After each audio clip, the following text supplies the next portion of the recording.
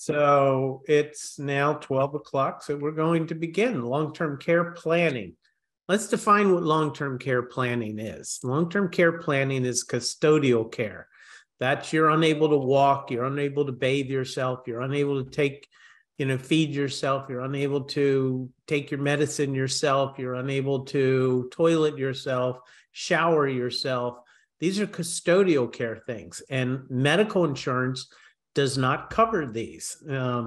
Medicare will, if you're either just been in the hospital for 3 days and go into a facility for rehabilitation, but normally it's for no more than 30 days. Or might goes on for 90 days. That would be the max that they would do. But it's a relatively short period of time, and you rarely see anyone get more than 10, 20, 30 days of rehabilitation. Medicare will also pay for it if it's a terminal situation. So you're in a hospice type situation, Medicare will pay for a facility for the final days of your life. So those are the only times that Medicare will pay for, or medical insurance will pay for, custodial care. And as many of you may know, custodial care can cost an incredible amount of money. So let's say you just have one or maybe two at the most custodial issues, and you can go into a assisted living. Assisted living can cost easily $6,000 a month up to $10,000 a month. So $6,000 a month for assisted living, that's $72,000 a year, or maybe $10,000 a month, that's $120,000 a year. And then you have full long-term care. That's when you really need significant assistance. And when you need significant assistance, it can easily be $9,000 a month up to as much as $15,000 a month. So you're talking $108,000 or maybe as much as $180,000. So, long-term care is a very significant risk, and take those numbers that I was mentioning, 72 and 108,000 on the low side or the high side, whichever, and assume that you have a healthy spouse that still needs to live and pay all the bills for, regular living that the two of you were enjoying before something came about that you needed custodial care. So now you've just added $72,000 to $100,000 a year on top of so you can see that the risk is real. But everybody needs a long-term care plan. They don't necessarily always need long-term care insurance. And let's look at the two and understand this, because one of my issues is that long-term care insurance agents, all they care about is selling long-term care insurance. It's not about risk management. Matter of fact, in my opinion, most insurance agents, all they care about is selling their insurance, and it's not about risk management. So let's look at risk management. Geez, that wasn't a very thoughtful thing that I did there. So I'm still sharing that right screen. Let's just make sure. And let's just make sure we're sharing the right screen. There we go. All right. We're still sharing the right screen. All right. So let's go on. And so what is risk management? I mean, first, in order to understand risk management, you have to go through these steps. And there's many more. I'm just trying to simplify it for you. What's the risk you're looking at? So in our situation, we're looking at long-term care facility. What's the probability of going into a long-term care facility, right? So if I told you, hey, I'm going to sell you insurance for an asteroid hitting the Earth and causing major devastation in your finances, you would look at me and say, Drew, what's the probability of that? And why do I want to spend money on something like that? But just because you understand that there is a long-term care risk, the real question you want to ask yourself is, what's my probability and what can I do to reduce that probability? So what is the probability of going into a long-term care facility? For most people, what you get is you get the situation where they tell you that, if you want to, if you're, let me start over. In most situations, long-term care insurance agents will say you have a 1 in 2 probability of going into a long-term care facility. Is that true? 1 in 2 probability of going into a long-term care facility? Well, yeah, if you want to look at just one side of the equation, and that is going into a long-term care facility for 1 day. Remember, I said earlier that a hospice situation could put you in a long-term care facility when you're just going there for the last days of your life. And so that is very common with many people, that they spend the last days of their life in a long-term care facility under a hospice situation. So if you take that into the equation, the statistic is something like 1 in 2 that you're going to go into a facility. But if you're only in there for a week or 2 or 3 and Medicare is going to pay for it anyway, is that really what we're trying to do our planning around? See, this is my problem with insurance agents, is they come up with statistics that support the decision that they want you to make. And that's what we have to get away from. We have to look at risk management objectively and education, and based on sound educational principles, and make our decision accordingly without the emotions. Remember, if you're a salesperson, what you want to do is invoke fear or greed into a person. When you invoke fear, you've got a better chance of getting them to make the decision that you want them to make. If you invoke greed, you got the good chance that you're going to be able to make the sale that you want to make. And that's what salespeople do. Professional people should help you make an educated decision. What is the probability? Well, really what you're looking for is going into a facility for 1 year or more, because that's when the statistic starts to become devastating to your finances. Think of it this way. I have $1 million between my spouse and I, and that's it. That's what we have to live on. Well, one of you goes into a nursing facility for 6 months and it might cost you $50,000. It doesn't necessarily devastate your financial plan, right? But if, on the other hand, if one of the spouses goes into a long-term care facility for 3 years and it costs $385,000 and then passes away, I mean, that could have put a real damper on the surviving spouse's financial well-being for the rest of their lives. And this is what we're looking at, 1 year or more. And the statistic probably drops down into something more in the 12 to 13% range, which is still a severe risk. 12 to 13% is a significant risk, but there are things we can do to reduce that statistical risk. For example, people who stay in their own individual house in a regular community. And I get this all the time. We're not leaving. We're staying here until the day I die. I'm bringing in help to the house, et cetera, et cetera. Well, you think that that's easy and possible. It's not as easy and as possible as you might think it is, because remember, if you can't toilet yourself, somebody's got to get you out of bed and get you into the bathroom. If you can't walk yourself, somebody's got to get you up and into a wheelchair and things of that sort. These are not things that can easily just bring into the house all the time and take care of. When somebody says they're going to stay in an individual house, you might as well add 3 to 5% probability they're going to be in a long-term care facility someday in the future. And it's going to be a situation that they didn't get to choose, because it's going to happen and it's going to be a crisis, and you just got to make a decision. You got to do something quick and find something quick.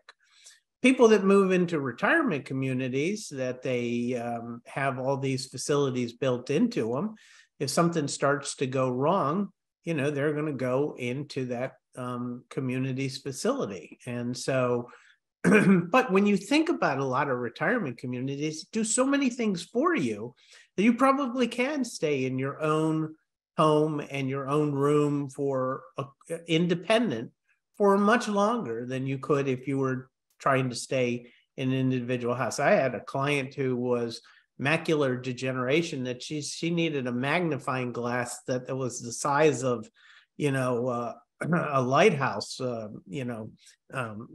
lens. And but she was able to continue to stay independent. If she would have stayed in the house that we moved her out of, she would have, social services or somebody would have come there one day and forced her to go into a facility. What's your medical history like? What's your family history like? Do you have bone disorders? Do you have dementia situations that have cropped up in the family? You see, medical history isn't as worried when it comes to long-term care about death and dying. It's more about permanent disability that you're looking at with long-term care. So what's your family history? Does your family tend to have that longevity with deteriorating bone diseases and mental capability? Or is your family more heart-oriented and cancer that tends to, be more of a situation where you don't necessarily need a long-term care facility, but it's going to shorten your life expectancy, something of that sort. So what's your family history? Is it one that you expect that long-term care might be a need in the future? What's the potential cost? We've already talked about that. It could be anywhere from $60,000 for assisted living all the way up to $180,000 for full long-term care. Depends on the community you live in. I live down here in Amelia Island, I would assume that a long-term care facility is going to probably cost more than $100,000 to $120,000 range. But let's say I live near DC, it probably is going to cost more like $150,000 to $180,000 a year. What are my income and assets? And do I have to that I can use to support the risk? Let's say I have a client's worth $10 million and has Social Security and pensions of $150,000. Really, do I need to buy insurance for that situation? No. That person is going to buy insurance only if he wants to do it as an economic gamble.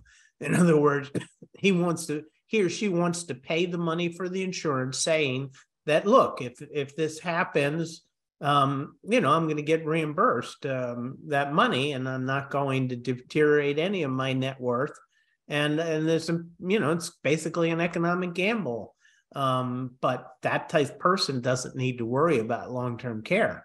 On the other hand, let's say you only have $100,000 of assets, but you have pensions worth $150,000, $200,000. Maybe insurance is something that you'd want to do to help minimize some of the risk, so that especially if you're married, the healthy spouse still has plenty of income to live on themselves and take care of the cost of long-term care also. But we're going to use the pensions, the Social Security, and maybe a little bit of insurance, or maybe we're going to use some of our assets. Maybe when I say they only have 50,000, maybe they have a house or something that they could leverage for a period of time. What's the danger if it happens? And again, married, bigger risk married than single. Now, single people always say, well, that's ridiculous, Drew. Single person has a greater risk of going into a long-term care facility, so therefore it's a greater risk. And the answer is yes, single people do have a greater risk of going into a long-term care facility. But if they do, more than likely, the worst risk that's going to happen is you're not going to have any assets to leave to your family. If that's important to you, then yeah, that's a significant issue. But on the other hand, if you're married and you've only got $1 million to live on, or 800,000 or whatever to live on, plus Social Security, and you're going to start clipping away at it at $150,000 a year, and there's, the person's health is great, but their mental capacity or some other disorder that they have, disability that they have, is taking them to a place that they need long-term care facility, then the married couple has the greater risk of the long-term care, not going into a facility necessarily, but if they did, you've got a healthy spouse that still needs those assets and income for the rest of their life. Should I consider buying insurance to mitigate the risk? After you do this analysis and go through some further thought process to determine that. Risk mitigation, we already talked about it, living in a home versus an independent retirement community. No doubt, people in independent retirement communities can stay independent much longer than somebody living in an individual house and trying to make ends meet as their health is going down. And you know, universally, people say, I don't want to go into an independent retirement community. But the reason that they say that is, in my opinion, twofold. One, a false impression of what independent retirement communities are because they've seen them from somebody else and they didn't like what they saw. Well, you know, things are changing. Baby boomers are not going to go to the same place our parents went to, number one. And number two, you might have only seen one kind of community. There are tons of them out there that have all kinds of different, you could have a whole individual house at some of these now, beautiful houses, and so forth. And the other reason that most people don't like to go to an independent retirement community is they see it as the end of the road, that if I'm going here to die, you know, and that can easily evoke an incredible amount of emotions not to want to move to a place like that. As Charlie Munger, the co-chairman of Berkshire Hathaway, once said, tell me where I'm going to die and I'll never visit that place. Well, that's sort of the philosophy that people are thinking about when they say, I don't want to move to an independent retirement community. But you know what? I can honestly tell you, and I'm going to say this as sincerely as I possibly can. I don't think I've had one client ever who didn't want to go to an independent retirement community, did go, and then within a week, a month or two at the most, say, I don't know why I didn't do this years ago. This is the greatest thing. I'm having a great time. Their whole persona, everything about them changed as they finally made that move, you know, and so forth. Life care versus continuous care. This is very important to understand. Life care is where they say, okay, you give us this much money up front and you pay us this much money a month, no matter what level of care you need, whether it's full long-term care or completely independent, it's still the same amount of money per month.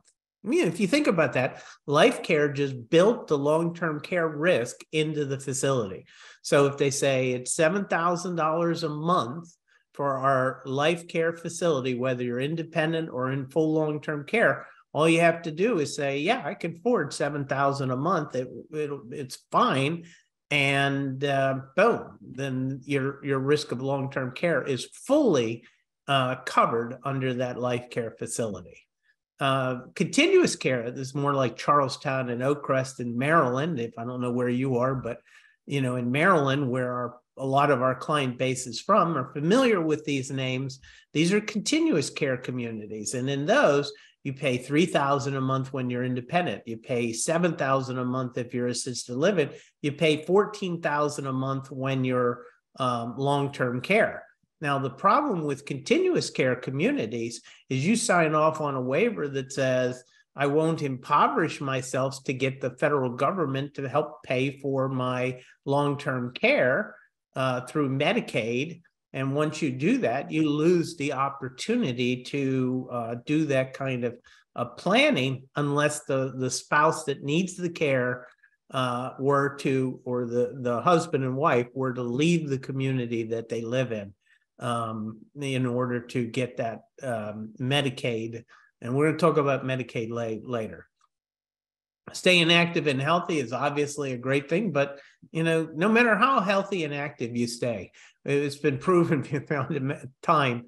I mean, Ronald Reagan was a still splitting wood at 80 some years of age, but he got Alzheimer's, and you know, he needed constant care.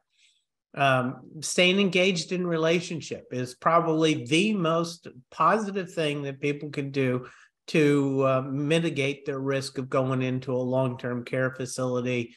There's something about relationship and being engaged in relationship that is incredibly healthy to the human psyche.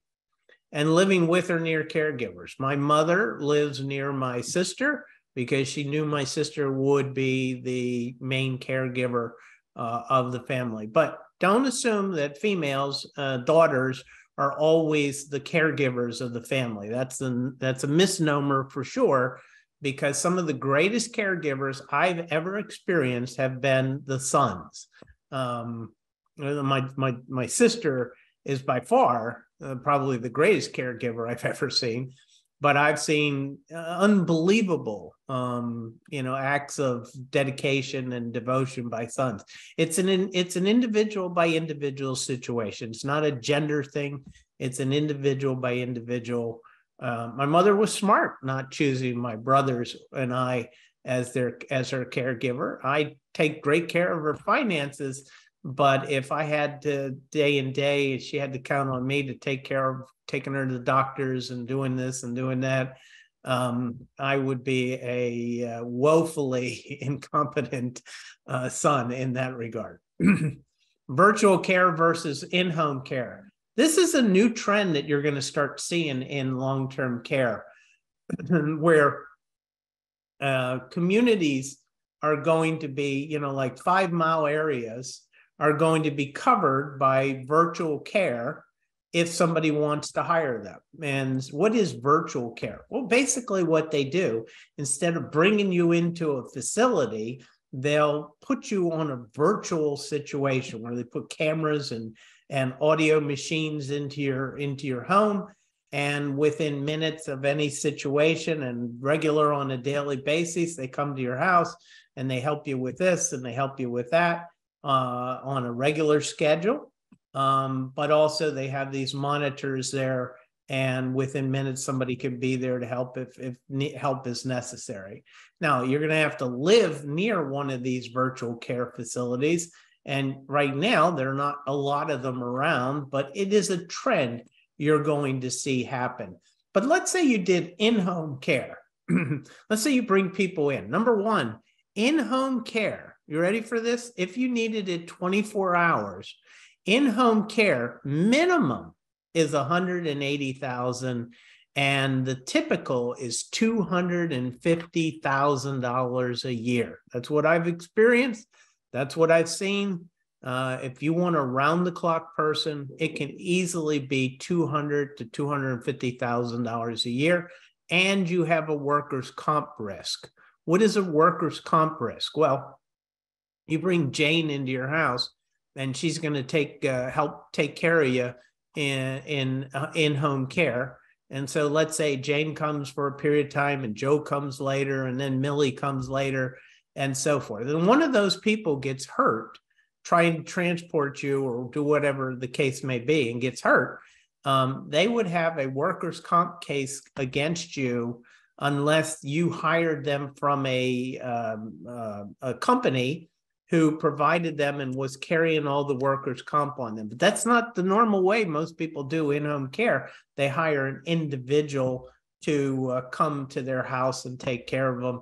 And that is a serious workers' comp risk. Make sure you talk to us or somebody knowledgeable before you bring in-home care to your house. If not doing through a company and you have proof that they have workers' comp insurance. And proof of worker comp insurance is where you get a certificate of insurance from the agent or the insurance company they're insured with. Now, did you hear that?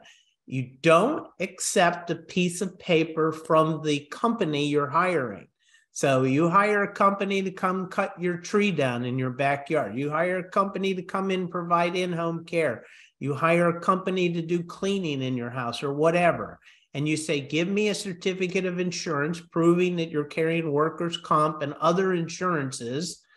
And they rip a copy out of their folder, or they email it to you immediately. And you say, no, I'm sorry. I want this to come from your actual insurance agency that you're buying this insurance from. I want this to come from the actual insurance company you're hiring it, you're buying it from. And why?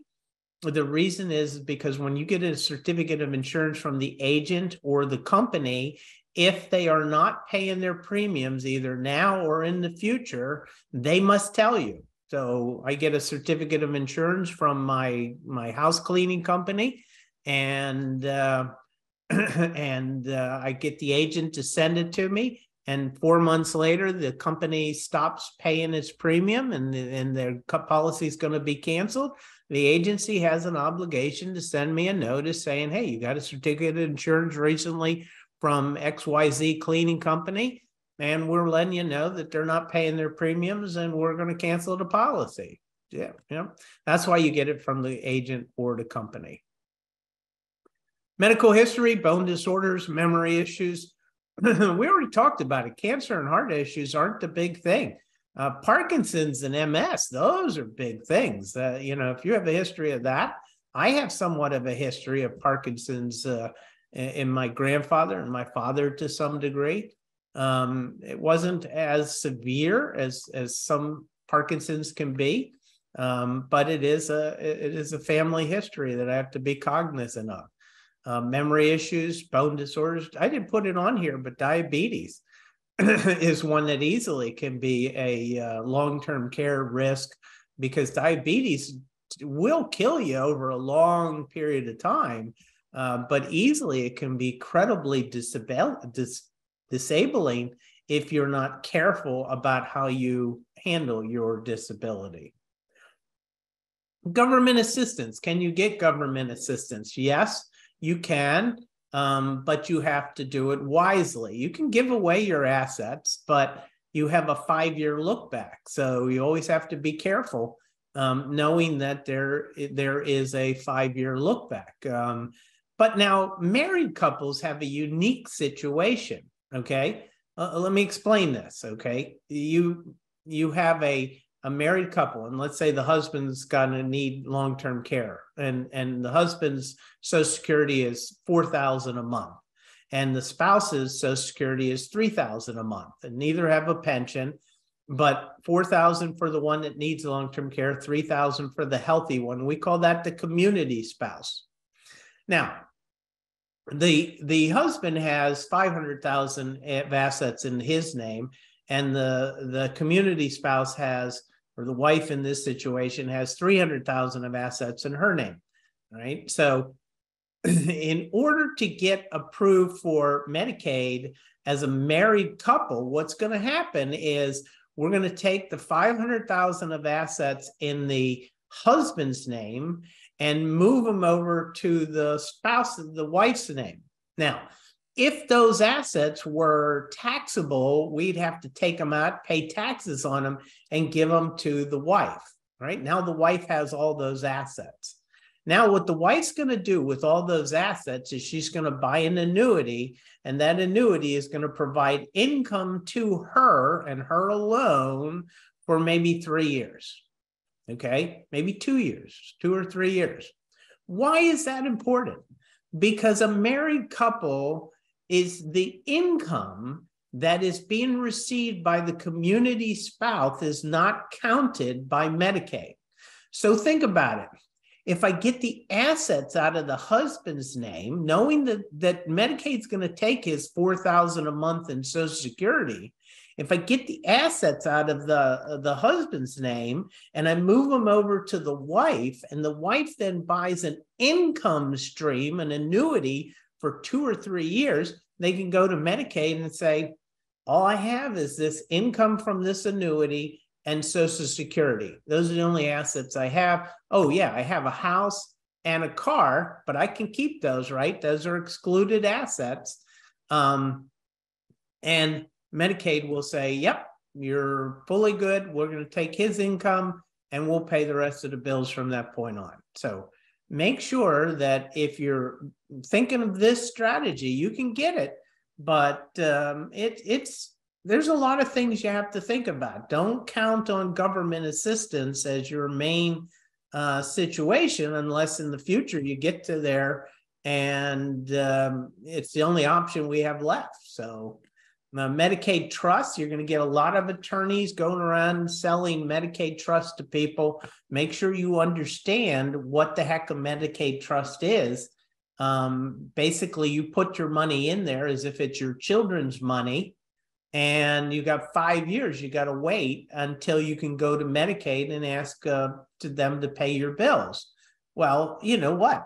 And why do you do a Medicaid trust? Well, you do it because you don't want to give it to your children because they're married. And if they get divorced or they have a lawsuit against them or something like that, then you're going to be caught up. Your assets are going to get caught up in their divorce and so forth. Whereas if you put them in a trust, now they're protected from things that are happening to the children, but the assets are still there if we absolutely need them. And the children can get them back to us, but the tax consequences can get complicated. You know, we're not going to go into the tax issues, but it's not as simple a strategy. And a lot of people think they want to do it before they ever know or even feel that there's even a risk of long-term care in the future. And I really disagree with attorneys that do that for people. If I had a situation I knew that was compounding and it was going to sooner or later result in that, I might consider this approach, but it's not something I would encourage until I see the horizon coming. Titling of assets. I've seen this one too. You take a house, and if you put the house in a life estate deed for your children and you give up all your powers on the house, your house becomes a protected asset for your children. And if you wait 5 years, that house will not be counted on in a Medicaid situation. Again, I've seen this happen, and you know what happens is somebody needs the or doesn't want one child. Something went wrong with the relationship, don't want them to have it anymore, but they've done a life estate deed without powers, and now they've got somebody on the title that they can't even sell their house unless that child they're not even talking to is willing to sell it for you. So keep that in mind, and then aid and attendance for the VA. Aid and attendance for the VA is somebody who was in active combat duty, World War II, especially right now. My father was in Italy in World War II. If my mother's medical expenses exceeded her income, I could go to the VA and ask for $1,100 a month for my mother, because my father was World War II active duty soldier. You know, he could have gotten $1,800 a month. So if you were active duty and in a combat zone, so it's World War II, Korea, Vietnam, and in the future, you're going to see things like, Afghanistan and Iraq, but right now that's less likely you're going to see that. But for right now, it's World War II, Korea, and Vietnam. And your spouse was in an active, or you were in an active, you had to go, you couldn't just be in the Army or the Navy or whatever during Vietnam. You had to actually go to Vietnam. You couldn't actually be in the United States in World War II. You'd had to go to Europe. My father went, so my mother would be eligible. Traditional long-term care insurance is becoming complicated. A lot of people bought Genworth insurance back in the 1990s and 2000s, and now they're regretting it. They're getting all kinds of letters about how their premiums are going up, and that the company's shaky as if it's even going to be in business, right? Most companies have left the traditional long-term care insurance. What do I mean by traditional long-term care? What I mean by that is where they say, okay, if you go into a long-term care facility and need this or that, we're going to give you this much a month, and every year we're going to increase it by the rate of inflation, or by an inflation rate compounded. And this is typical traditional long-term care insurance. It's the best insurance to cover the actual risk, but unfortunately, it's failed a lot of people to get long-term care insurance. And a few companies have gone under, but they've been bailed out by the insurance commissioners. Will Genworth be bailed out by the insurance commissioners in the future? Right now, they sold it to a private equity company, and that's why the rates are going so high. I carry a traditional long-term care insurance policy personally. I carry it with John Hancock, and I use John Hancock because they are an extremely strong insurance company. But they too have said, no, we're not taking on any more long-term care risk. There's still some good ones out there. New York Life, Mass Mutual, Northwestern Mutual, Mutual of Omaha, still are taking on traditional long-term care insurance policies. But they've now gender rated the policies. Back in before 2010, almost all policies were neutral gender rated. So the male and the female, same exact premium. Now they say females' premium is like 2-3 times more expensive than the males' long-term care insurance. Logical. If you go to a long-term care facility, you understand why they did that. Shared care. I buy a policy for the two of us, and I pass away, never need it, and my spouse inherits something about that policy, and it could extend the time. So maybe my spouse's policy was a 5-year policy. Now, because I never use mine, it's a 10-year policy. It may double the amount of cash that you can get. Maybe it was $3,000 a month and I die and never use mine. Now my spouse's is $6,000 a month. So shared care can work in lots of different ways with lots of different people. And partially insure. This is normally the answer for clients that have net worths of, say, $500,000 to $2 or $3 million. Those are the people that have the greatest kind of risk. Your net worth is reasonable, but it's not significant.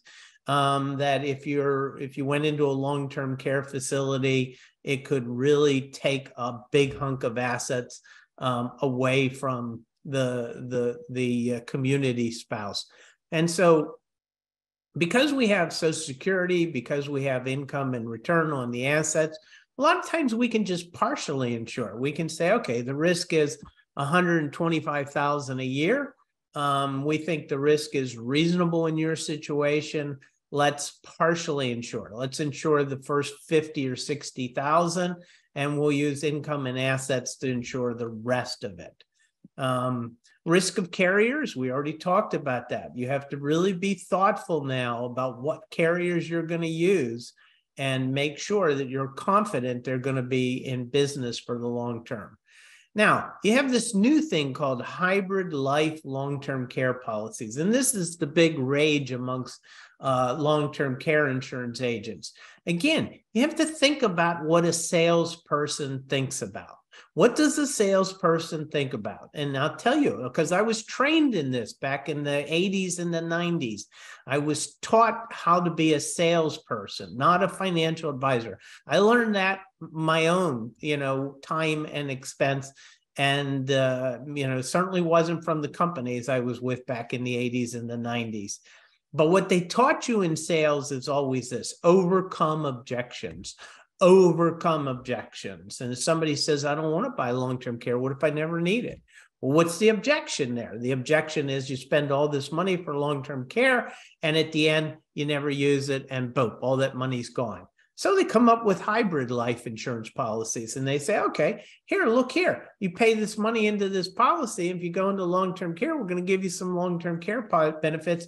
But if you don't and you die, boom, we're going to give you all your premiums back. Now, the average person who doesn't understand the economics of what's going on here says, oh, wow, you overcame my objection.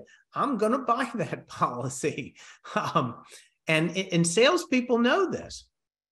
But when you look at these hybrid life policies, you'll know that there's no magic going on here.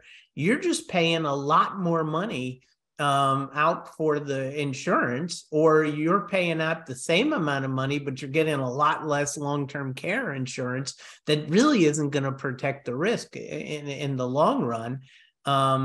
but you're feeling happy. Oh, I've got something to protect against long-term care, but it really isn't a significant policy to protect you, or you're paying out so much more money. You'd have been better off just self-insuring the thing yourself and not worry about the hybrid life concept.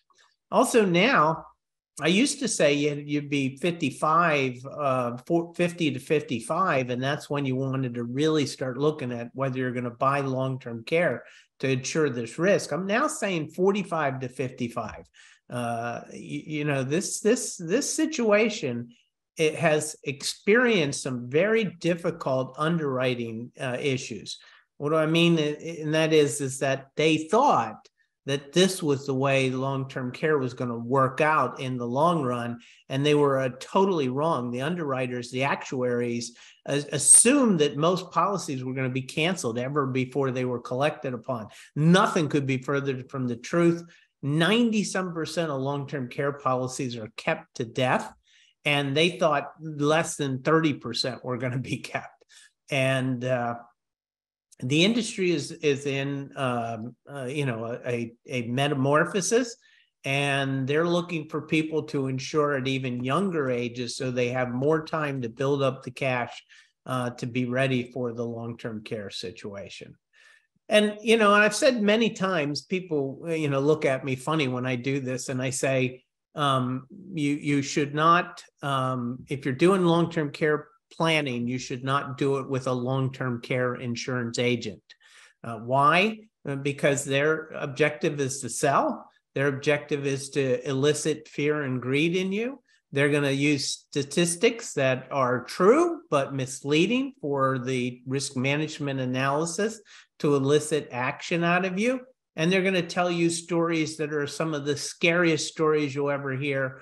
I mean, I was in a meeting once with the top long-term care agent in the country, and they're talking about their mother and when they were a young 40-some years old and needed long-term care at a young age of 60-something, and totally wiped her out financially, and you have a 1 in 2 risk of going into a long-term care facility. And I mean, whether she does it out of the sincere, truth of if the story is true, I'm sorry, I'm skeptical of any insurance agents. But even if it was a true story, is it from a sincere, going to help people make sure that they don't experience what my mother experienced, or whether it's just, incredibly financially beneficial to them, and they need to believe this, and need to believe it wholeheartedly in order to get you to trust them and accept their advice and so forth. My opinion is always talking with somebody who is fee only, isn't going to sell the insurance, and has professional risk management knowledge and talent to analyze the risk for you and help you make a decision. If you want to be sold, then you should go to an agent. And there's nothing wrong with that. Some people need somebody to push them to make a decision. And if you want somebody to just push you to make a decision, then that's a great thing to do. But if you want to do an educated risk management analysis, make sure you have somebody objective to help you with that. This is, see, I put this in red. Why I did this is I want you to make sure that you don't just hear what I'm saying, but this is a significant risk and needs to be made thinking out all the components of the risk. So you need to think out all the components of the risk, and everyone needs a long-term care strategy. What's going to be yours? Is it going to be planning to go to an independent community? It's going to help you take care of all this? Are you going to use your own assets to do it? Are you going to count on Medicaid? Are you going to count on children or something else? I mean, what is it? I had one client tell me they're going to use the pillow plan. And I said, what's that? And they said, I'm going to get a wet pillow and have somebody hold it on me. I don't go into a long-term care facility. I don't know that last one is a good strategy, but there are people that think that that's a good strategy. I think that this is a significant risk, and be prepared as to what is going to be your strategy to overcome this risk. Anyway, I am out of time. I've got about 15 minutes. If anybody has any questions, does anybody have any questions, or else we can just wrap it up. And there will be a rebroadcast of this, I assume. I know Krista does a great job of that, and it'll be posted on our website. So it's great to be with you live. That way I can answer questions, but if you don't have any, that's fine too. You don't have to have any questions. I told you, if you want to post a question, do it in the Q&A box, and I'll see it immediately come up there, and we can go from there. I'm going to escape out of this and stop sharing my screen, but I will still be able to see all the Q&A and so forth if you want to ask any questions. Let's see. There we go. Any questions? Oh, there's one. I'm concerned about the financial health companies who manage the long-term care facilities. I can understand what you're saying there. There are some, and anytime you enter a facility or you plan to put a spouse or a parent or anyone into a long-term care facility, you should be thinking about, or you should be asking for their financials and finding out what their financials are like. So that is something that you're eligible to do, especially if you go into an independent living community. You should be able to get all those financials of those companies to see what they're like. And also a lot of communities, their financials are public record at the Department of Health and Human Services, especially if they're a life care facility, because they're regulated by the government, because technically a life care facility is a form of insurance. So keep that in mind. Anyway, can I provide the slides? Sure, I can send the slides to anyone, and I will take your name down here if you want the slides, and I'll email to you as soon as I get a chance to. We have Genworth. Is it advisable to switch companies now to someone else? Wow. I see what you're asking there, Jeff, but it depends on your age, and it depends on your health. Nowadays, switching, if you're in your 50s or late 50s even, it's difficult. All you have to do is have one doctor put a little something on, maybe something like tendencies toward pre-MS, and you don't even know the guy put that there. You don't even know your doctor wrote that in your notes. I saw that with somebody. They decided they wanted long-term care, and all of a sudden we got, the agent told us that they got denied. And I was asking, why did the client get denied? They seem like they're in great health. And you have to go through this whole process to find out why the underwriters deny it. Finally, when we got to the bottom of it, the underwriter said that there was a note from the doctor said that there was some situation. Client didn't even know that the doctor ever thought this, but it was in their notes, and that was it. Boom, gone. No arguments, and you can't go to another company and try to fight it out, et cetera, et cetera. My own wife was denied. I shouldn't say she was denied, but she was rated like 75% more expensive than what they already wanted to charge, for her policy anyway, because somebody called her up on the phone and said, you have to answer these questions. And, my wife is opposites attract, and I tend to be very quiet, as you know.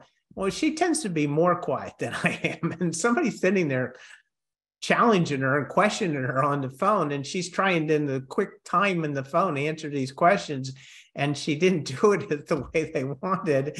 And and they rated her 75% more expensive. So, here's my thought with Genworth. I don't think Genworth will ultimately go under. I think that the insurance commissioners will try to figure out something to keep that policy alive. And let me explain why. The Medicaid is processed state by state, okay? And each state has so much money and they have to operate Medicaid within the parameters. It's not like they can go back to the federal government and say, hey, this ended up costing $5 million more than what we were expecting from you. So give me more money. It doesn't work like that. They have a budget and they have to figure out how to manage theirs within the budget of what they get.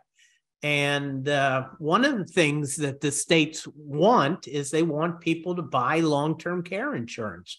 And many states have done what's called a partnership agreement with long-term care policies.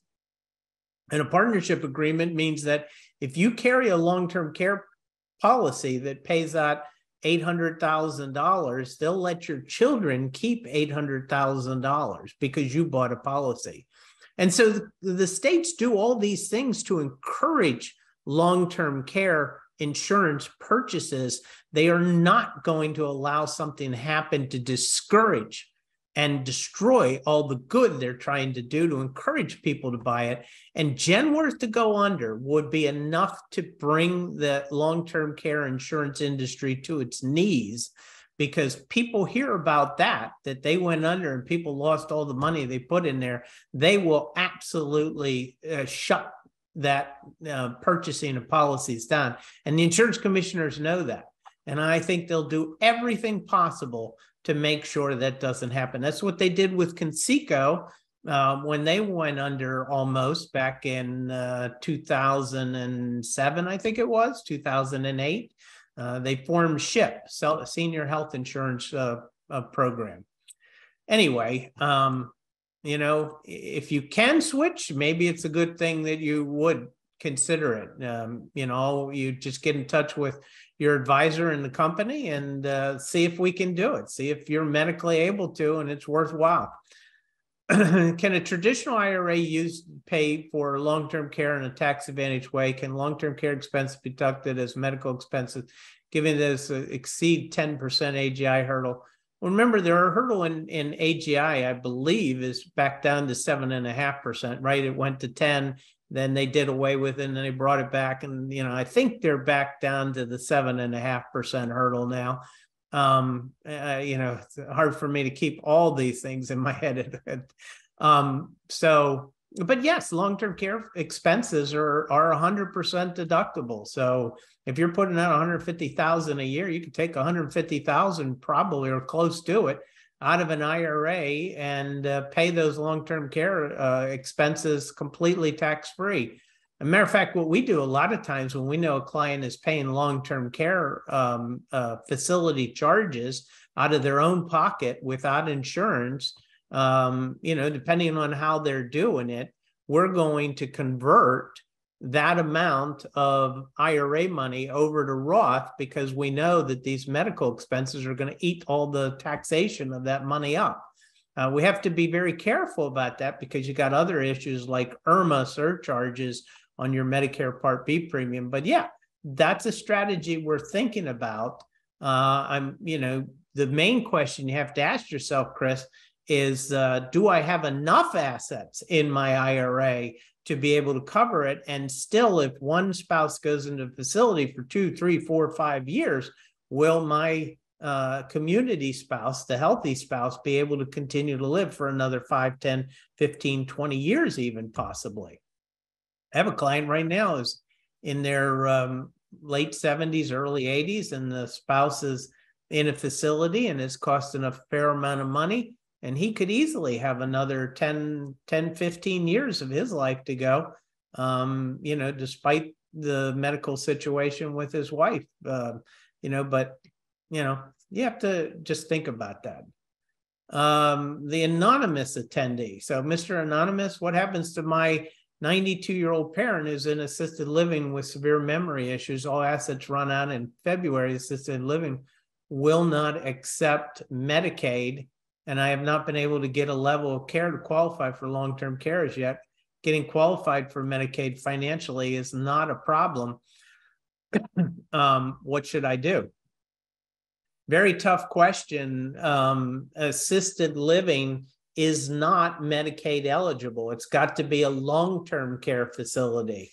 And there are two issues that you have to get approved on for long-term care. One is, for Medicaid. One is financially needs it. And number two is medically needs it. And there are these nurses and doctors that do these medical evaluations to say, well, this person needs 2 custodial services or whatever that meet the Medicaid parameters, and therefore they are medically necessary for long-term care. Again, they cannot be in an assisted living facility. They must be in a long-term care facility. And severe memory issues is interesting. All long-term care policies do consider severe memory issues as a eligibility for long-term care insurance premium, benefit payments, but Medicaid does not necessarily consider severe memory issues. It also has to entail that they don't have the capability of doing toiling in themselves, feeding themselves, cooking for themselves, showering themselves, and these types of issues where it would require some skilled care to be there. I guess one of the key issues is make sure you're dealing with an elder care attorney and the proper type of elder care attorney who can figure out these issues to how to get around it.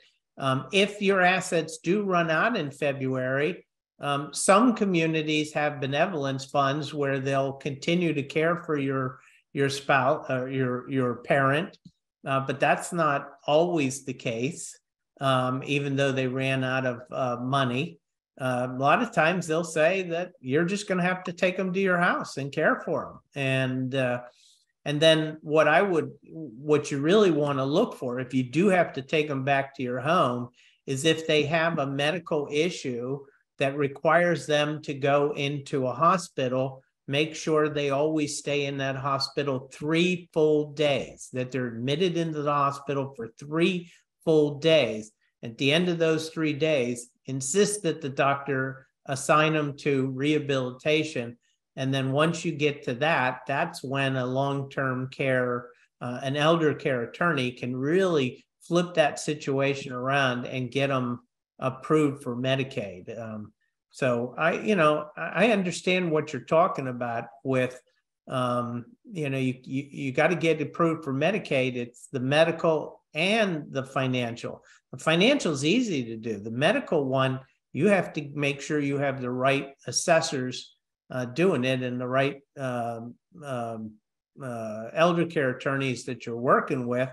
But even then, even the best of the best can't get the medical evaluators to say, because they have a risk too. The medical evaluators, if they approve somebody for Medicaid and Medicaid comes in and checks and says, wait a minute, this person really wasn't, they lose their license. And that's why they can be sticklers on what they're saying. So best I can say is make sure you're dealing with the right people to do the assessments and so forth for you and help you get approved.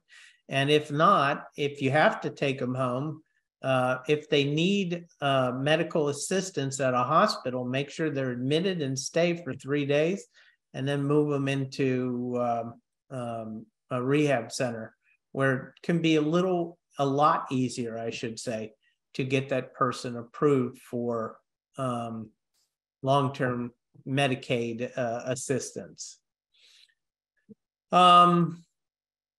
I don't have any other questions, so we're going to call it a day here unless there is another question to come in.